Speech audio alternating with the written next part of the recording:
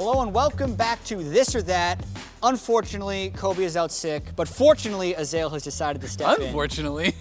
I said fortunately. Okay. Unfortunately, Kobe is sick. Yeah, Fortunately, Azael is here. I'll give it to you. Welcome back to This or That. We talk about slides that we've never seen before, and we have 5, 6, or 7, depending on the day.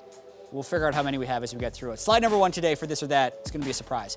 Who will win? Team Liquid or 100 Thieves? They play for 3rd place. They are both 7 and 5. Oh, this is hard. I mean, Team Liquid has not been looking so hot lately. 100 Thieves are coming off a pretty good weekend, but it was mostly like off of Aframu. I feel like if Aframu can make plays, if he can get a playmaker and take over a game like he did this weekend, then they could win. Otherwise, it's TL. Yeah, that's why I think I have to go with TL. Yeah, I think this is a tough one. I think Aframu popped off last week. He had a perfect situation to pick Blitzcrank, and he also had a super good Thresh game against C9 to blast them, and when no one was expecting it. And I think, I talked about this a little bit on the dive, that we're turning into a much more early game centric game, and I think Team Liquid's raw laning strength makes them a stronger team, so I'm gonna go with this. I'm going with this as well. All right, slide number 2. So far we're in agreement, that means no problems. Aframu is better champ. Blitzcrank or Thresh?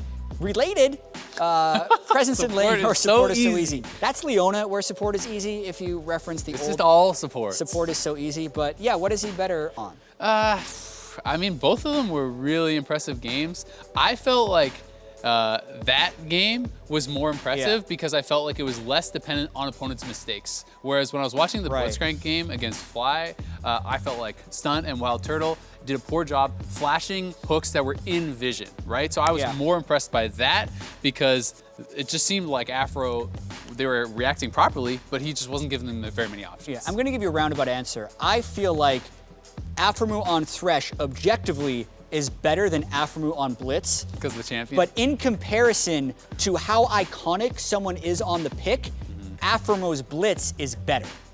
Because no one pulls out Blitzcrank and does well with it, aside from like the occasional player at Worlds that some may remember who's now back in Korea. But I'm gonna say this only because of, I feel like he's the only one in NA who could have done that, whereas a lot of people can play Thresh. I'm going with that. All right, disagreement, slide number 3. Bigger 8.4 changes for competitive. Mid lane items or Tracker's Knife removal. Or Baron. That's not on the slide. That's on the slide. This one is not even really much of a comparison to me. I think it's Tracker's Knife removal by far. I think that while this changes some build paths, while this affects the up and down a little bit about which champions are stronger, yeah, Ryze is really good, Cassio is really good, great. This affects everything in the whole game. Basically every champion in competitive play was building Tracker's Knife, whether you're an aggressive jungler, whether you're a tank, whether you're no matter what. This affects how everyone has to play, every lane has to play, every jungler has to play. It changes the champion pools for jungle. I think it's that, and it's not even close. But there's more changes in the mid lane. Doesn't that make it bigger? I don't know, you tell me. Yeah. I already gave you my answer. I don't think so. I think I agree with what you're saying. Mid lane items are really cool, but the Tracker's Knife has a larger footprint on the game as far as strategy goes, even if this is way more exciting and as a mid laner is gonna feel cooler. And in solo queue, it doesn't change much because so few people are building trackers in solo anyway. But we're talking competitive, so it's that. Next slide, number 4. Bigger CLG problem, macro or individual skill? 3 and 8. I'm looking at the X's and the O's over here. I mean, that's a lot of X's. Yeah, there's a lot of X's. I don't really know how many players are in this game, but 6, 7, 8, 9, 10. So it's 11. Okay. Okay, that's just a normal set. Tight end right. You got 2 running backs in the backfield. I don't think people do that anymore. I think you run like 3 or 4 wide receivers in most NFL games. They took this from like a football playbook, I feel like. Yeah, I definitely. Tight end, center, quarterback. Just dropping some sports knowledge on us, chat.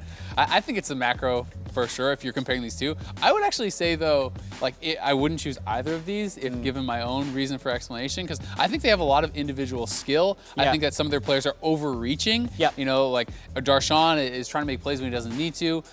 It's more about how the team is working together and their failure to do so. And I think that is more macro than it is. And that turns it into macro. I think Rainover has had more individual mess ups than most players. You could say Darshan overextending in lane is an individual problem, but I feel like that is an overall sense of desperation, which I'm then gonna say macro. So I'll agree with this on this one.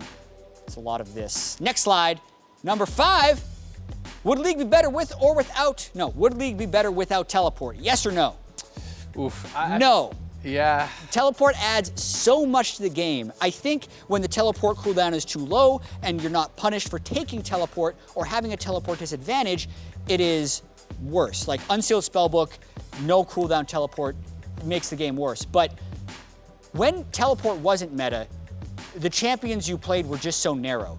Shen, Nocturne, Karthus, Twisted Fate were all just insane priority, and I feel like you gain so much flexibility, the game is richer because of it. Yeah, and I feel like while it's, if you're not top lane, this is what you're looking at. You're like, yeah, remove teleport. Yeah, don't have that top laner or mid laner TPing on me bot lane. That feels really good, but what it does to the top lane, I think it hurts top lane, the champions that you can play so much. It makes it almost entirely dependent upon your jungler, because if you get ganked and you do not have TP to come back to lane, your jungler is not there to protect you. These sorts of things completely end the game for you. So while I do think when you're playing bot lane, it feels really bad to be getting TP'd on and you'd like to see people taking Ignite and going for kills and these sorts of things, I still think overall the game is better with TP. So I have to go with this as well. But and you're a top laner, right? So I think a lot of people would see this as, oh man, if there's no teleport in top lane, I can take Ignite, I can smash him, and I can carry.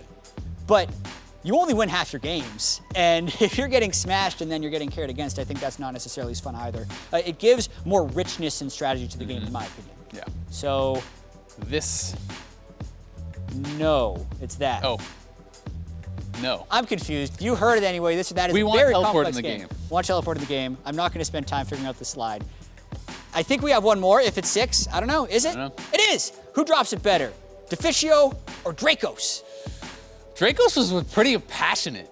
He put some energy into that one. That was like an emotional F-bomb. That was, I was feeling it. So I think I'm gonna have to go with my boy Dracos here. Yeah, Deficio does it a lot more than he should. Yeah.